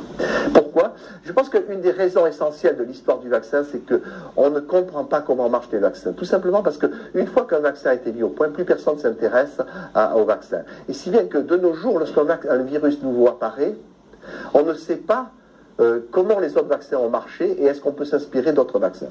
Je pense que les progrès, si on veut faire des progrès dans l'avenir dans le domaine de la vaccinologie et des vaccins nouveaux, c'est d'étudier d'abord la réponse immunitaire. Parce que cette histoire de dire j'ai un virus, je l'inactive et j'en fais un vaccin, on voit très bien que si ça marche, ça marche pas, on ne sait pas quoi faire. Le VIH, on ne sait vraiment pas quoi faire parce qu'on se retrouve devant une situation inédite, c'est-à-dire la protection de l'immunité mucosale.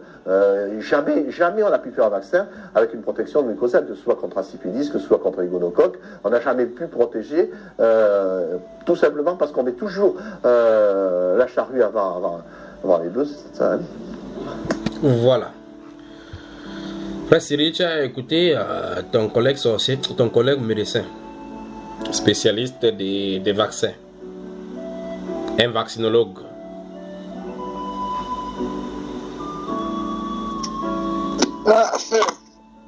Je ne parle plus, j'ai perdu mon emploi, je vais voir mes enfants grandir. La sœur, je passe à toi. Cet homme a dit effectivement, en parlant de 1975-1955, lorsque le premier vaccin de la polio a été découvert aux États-Unis, il a parlé que c'était une innovation parce qu'on a issu cela des reines de singes. Et à l'issue de cela, une erreur s'est glissée. 270 enfants ont contracté la polio. Et puis il rit. Il dit cela et il rit. Docteur, tu as la parole. Non, il dit tout naturellement. Et il rigole. Comme si de rien n'était. Ils sont morts. Et puis la vie continue. Ouais, c'est ça. C'est ça. Ils sont morts comme tous les autres. Donc, il n'y a aucun souci. On voit bien quel cynisme. Je ne sais pas, c'est quoi, qu'est-ce qu'il y a dans l'autre.